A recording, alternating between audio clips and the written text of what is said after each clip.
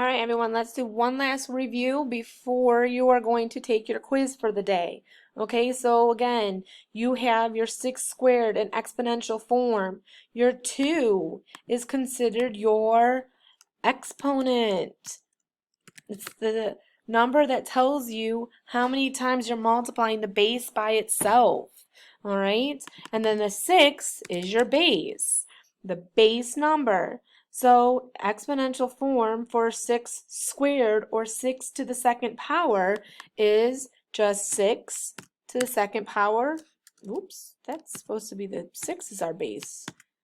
Okay, 6 squared.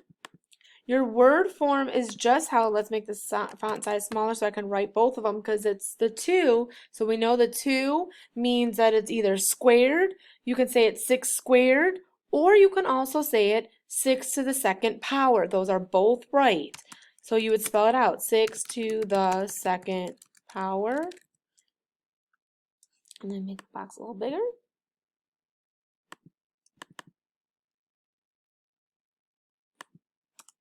Or you would say 6 squared.